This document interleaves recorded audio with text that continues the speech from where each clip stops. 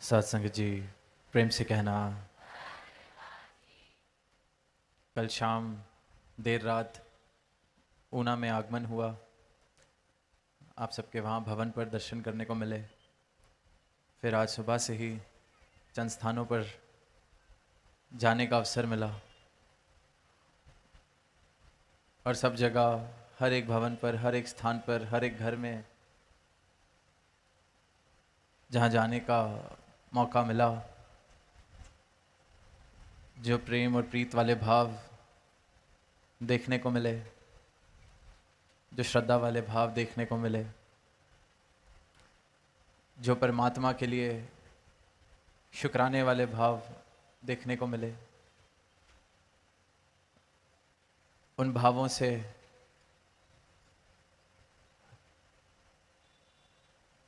इस प्रकार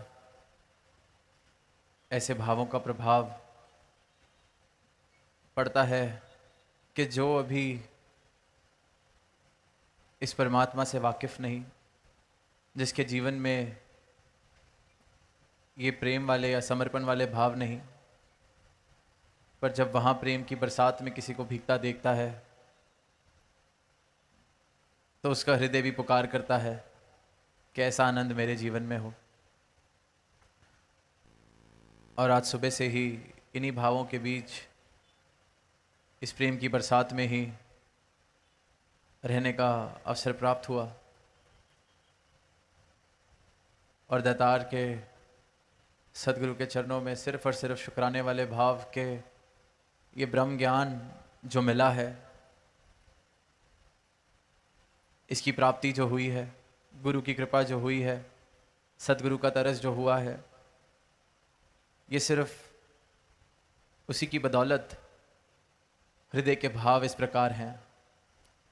वरना संसार में कहीं भी जाते हैं, कोई किसी का हाल पूछता है तो सिर्फ और सिर्फ दुख, सिर्फ और सिर्फ कष्ट, सिर्फ और सिर्फ पीड़ा। या तो इस बात का दुख कि कुछ नहीं है, या इस बात का दुख कि जितना है वो कम है, या इस बात का दुख कि अब जितना है वो संभल नहीं पा रहा है।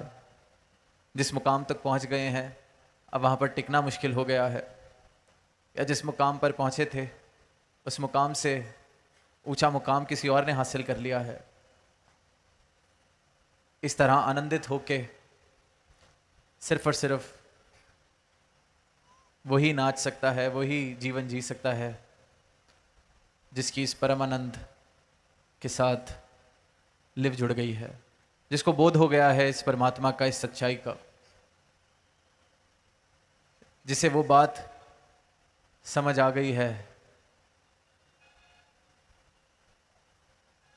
कि ये परमात्मा ही सब कुछ है, हर जगह यही समाया है और ये जितनी खलकत दिख रही है ये भी इसी में बस रही है। मेरी सच्चाई, मेरा मूल रूप, मेरी पहचान यही परमात्मा है, इसी का मैं अंश हूं। और जब इस सच्चाई के साथ, इस सत्य के साथ राब्ता हो जाता है, इस अविनाशी शाश्वत सत्ता से नाता जुड़ जाता है, इसके दर्शन हो जाते हैं, तो जीवन में भक्ति प्रवेश करती है। और जिस जीवन में भक्ति प्रवेश करती है उस जीवन में फिर प्रेम, आनंद, खुशियाँ, शुक्राना, इस प्रकार के भाव प्रवेश कर जाते हैं। वो जीवन बिन सुर ताल के भी नाच रहा होता है और यही नृत्य फिर प्रमाण बनता है कि इस जीवन में भक्ति है, इस जीवन में आनंद है। फिर उस इंसान को जिसे इस परमात्मा के दर्शन हो गए, इसका बोध हो गया, वो खुद को दासन दास समझता है, उसके मन से मैं वाले भाव खत्म हो जाते हैं। जैसे वो पंक्तियां हैं कि फरीदा साहिब दी कर चाकरी, दिल दी ला परांद, कि इस सच्चे साहिब की चाकरी, खुद को इसका दास बना ले, मैं मेरी वाले भाव मिटा दे, दिल में ये जो भटकन है, भरम है, अहंकार रूपी, जो खुद को बड़ा करने में लगे हैं, यही भटकन का कारण है। इस भटकन को जिसने दूर किया है उसने इस परमात्मा को प्राप्त किया है। भगवत गीता का जिक्र हो रहा था तो कुरुक्षेत्र के मैदान में जब वो संवाद चल रहा है, जब अर्जुन अपनी अवस्था बता रहा है कि ये युद्ध मुझसे नहीं हो पाएगा, सामने मेरा परिवार है, तो उसको विराट स्वरूप के दर्शन करने से पहले जब कृष्ण भगवान ने अपने दर्शन, अपने विराट स्वरूप के दर्शन कराए, उससे पहले यही कहा कि तू करता नहीं है, मारने वाला भी मैं, मरने वाला भी मैं, और ये शरीर है जिसने मरना है। मेरा विराट स्वरूप देख, सब इसमें समाया है। ये कर्ता भाव छोड़ दे, मेरे दर्शन कर, और इस कर्ता भाव को छोड़ के अपने धर्म को निभाओ। और जैसे ही वो कर्ता भाव गया, जैसे ही मैं वाली भावना गई, वैसे ही जो दृष्टि दी गई, ज्ञान चक्षु दिए गए, फिर उसको प्राप्त करने के बाद इस विराट के दर्शन किए। फिर आगे को प्रणाम किया, बाएं को प्रणाम, पीछे को प्रणाम, दाएं को प्रणाम, ऊपर को प्रणाम, नीचे को प्रणाम, क्योंकि दर्शन सिर्फ इस एक के, इस विराट के होने लग गए। कर्ता भाव छोड़ दिया, दिल के भ्रम, दिल की भटकन मिट गई, क्योंकि सारी भटकन की शुरुआत और आधार मैं वाले भाव हैं। वहीं फिर कबीर दास जी की भी वो पंक्तियां हैं कि जब मैं था तब हरि नहीं, अब हरि है मैं नाही, सब अंधियारा मिट गया, दीपक देखा माही। ये अंधकार मिट गया मेरे जीवन से, ज्ञान की रोशनी का दीपक मेरे जीवन में आया, सारा अंधियारा मिट गया, क्योंकि रोशनी जीवन में आ गई, जीवन उज्जवल हो गया। तो जब तक मैं हूं, मैं मेरी वाले भाव हैं, तब तक मिलन नामुमकिन है इस परमात्मा से। दास साहिब दी चाकरी, दास वाली भावना। पहले प्रण में जो बात कही जाती है कि तन मन धन, ये दातार का है, इसे दातार का ही समझना है। जिसने खुद को ये तन मन धन से अलग कर लिया, जान लिया कि ये मैं नहीं हूं, उसको समझ आया कि मेरा मूल रूप तो ये परमात्मा है। जिस ज्योत दा अंश है बंदे, उस ज्योत नू जानते सही। जिसके हम अंश हैं, उसको जाने बगैर ही जीवन जिया जा रहा है। और जिसने भी समर्पण किया है, गुरु के चरणों में शीश झुकाया है, उसको फिर इस परमात्मा के दर्शन हुए हैं, उसको फिर इस परमात्मा की प्राप्ति हुई है। सिर्फ कथन तक सीमित नहीं रहा ऐसे इंसान का परमात्मा के साथ रिश्ता, मिलन की बात की गई है। जिसने के जीवन में भी सही मायनों में भक्ति आई है, उसने मिलन की बात की है, कथन की नहीं। कहना तो मजबूरी है, क्योंकि भाषा तो यही यूज़ करनी पड़ती है, इसी का इस्तेमाल करना पड़ता है। और इस परमात्मा से मिलन के बाद फिर कथनी कही गई है। कबीर दास जी की वाणी पढ़ते हैं, जीते जी आज सुनी वो पंक्तियां कि राम कबीरा एक भय, कोई ना सके पहचानी। जीते जी लिखा है, मैं ना मरबू मरी वो संसारा, अब मोहे मिले हो जीवन हारा। जीते जी लिखी हैं ये पंक्तियां, जीते जी ये अवस्था प्राप्त की है, क्योंकि अपनी मैं को तज दिया, अपने अहंकार को तज दिया, पहचान लिया कि मैं कुछ नहीं हूं, जान लिया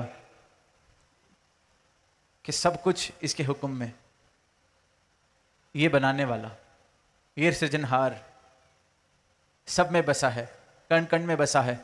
सदगुरु की कृपा होती है तो इसके दर्शन हो जाते हैं। इसके दर्शन हो जाते हैं तो मैं मेरी वाले भाव मिट जाते हैं, ऊंच नीच वाले भाव मिट जाते हैं। सब में ये समाया है, ये परमात्मा, ये प्रभु। जितना मुझ में है उतना सामने वाले में है, जितना मेरे दाएं में है उतना मेरे बाएं में है, कोई जगह खाली नहीं इससे। तो फिर वो अवस्था आ जाती है कि भ्रमों के कारण, अज्ञानता के कारण इस परमात्मा को कहीं चार दीवारी में सीमित किया हुआ था, कहीं दिन के किसी घड़ी में सीमित किया हुआ था, किसी तीर्थ में, किसी मूर्त में सीमित किया हुआ था। पर जब ये ज्ञान चक्षु सदगुरु बख्शते हैं तो समझ आ जाती है कि तो कण कण में है। और सिर्फ समझ नहीं, दिखाई देता है, बोध हो जाता है, कण कण में बस रहा है और मैं मूर्ख इस कण कण में बसने वाले परमात्मा को, जिसमें ये सारी रचना बस रही है, इस असीम सत्ता को मैं सीमित कर रहा था। मुझसे बड़ा मूर्ख कोई सोचे कि जैसे सूरज की सारी रोशनी मैं किसी डब्बी में कैद कर लूं, समुद्र का सारा पानी मैं एक ग्लास में कैद कर लूं और कहने लगूं कि यही समुद्र है। एक ग्लास भर के कोई ले जाए उस समुद्र से, अपने घर पे रख दे और कहे कि यही समुद्र है। कैसे सीमित कर सकते हैं इस असीम को? पर यह अज्ञानता, इस असीम के बंटवारे करने का भ्रम कि ये मेरा है वो तेरा है, इस परमात्मा का भी बंटवारा कर लेती है हमारी अज्ञानता। ये नहीं देखती कि इस परमात्मा की बनाई हुई रचना हम सबके लिए साझी है, सबके लिए बराबर है, तो ये परमात्मा कैसे मेरा तेरा हो गया? अगर परमात्मा की बनाई हुई सारी रचना एक बराबर सबके लिए है, तो फिर परमात्मा का बनाया हुआ इंसान ऊंचा नीचे कैसे हो गया? इसमें भेदभाव कैसे आ गए? इसमें यह कैसे कह दिया गया कि इसकी जान की कीमत कम, उसकी जान की कीमत ज़्यादा, ये ऊंचे कुल का या ये नीचे कुल का, ये इस जाति का ये उस जाति का? ये सिर्फ और सिर्फ अज्ञानता और भ्रमों के कारण धर्म मजहब की दीवारें बन जाती हैं, जात पात की दीवारें बन जाती हैं।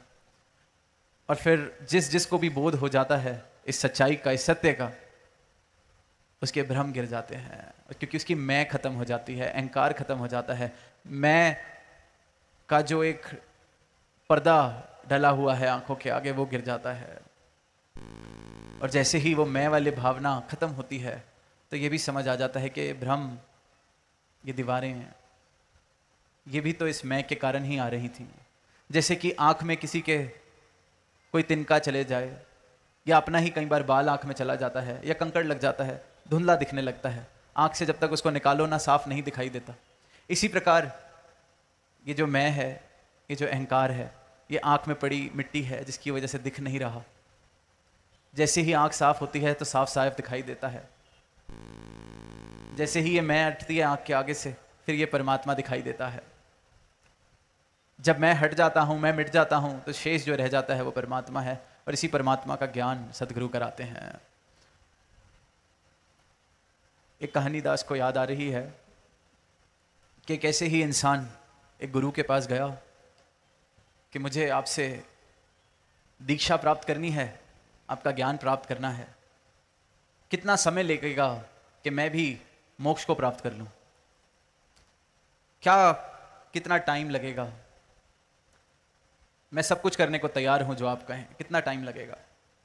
सामने से गुरु कह देते हैं 10 साल। गुरु के मन में बात आती है कि पता नहीं कितनी इसकी जिज्ञासा है, कितनी सच्चाई है, 10 साल बोल के देखता हूं फिर टिकता है कि नहीं। थोड़े टाइम बीतता है, गुरु की शरण में रहता है, फिर पूछ पड़ता है कि अगर मैं दूसरों से ज़्यादा ध्यान लगाऊं, दूसरों से ज़्यादा सेवा करूं, जो जो आप कह रहे हैं उससे दुगना करूं, सब कुछ करूं, तो कितने टाइम में मैं हासिल कर लूँगा आपकी दीक्षा को? तो गुरु आगे से कहते हैं फिर तो तुझे 20 साल लगेंगे।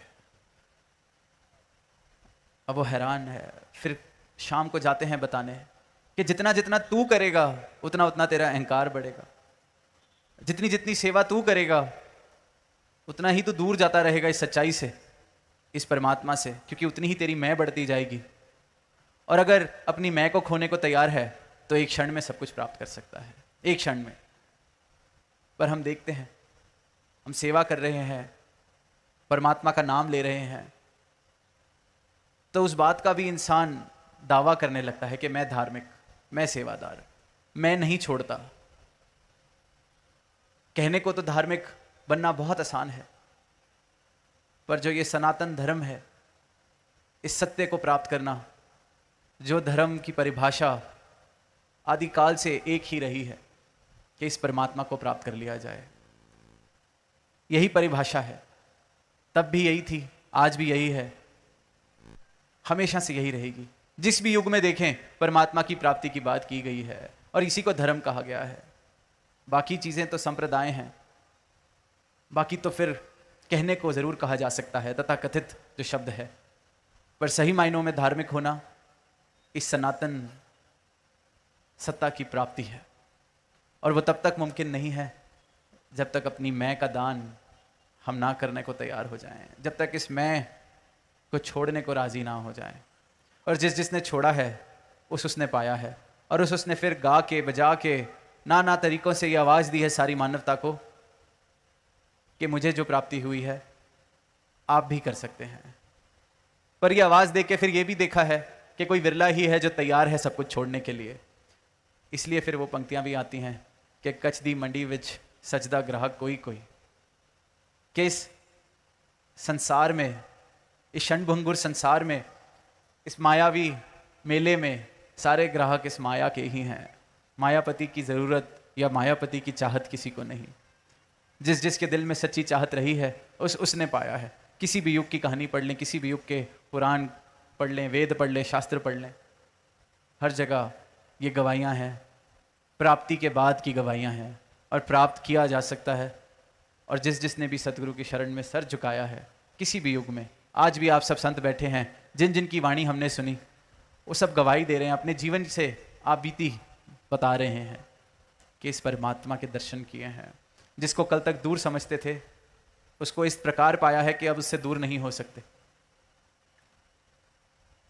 जिसको कल तक कहते थे वो परमात्मा, आज वो ये परमात्मा है। और वो से ये कि उस परमात्मा से इस परमात्मा की दूरी सदगुरु एक क्षण में मिटाते हैं, और इसी दूरी को मिटाने को ब्रह्म ज्ञान कहा जाता है।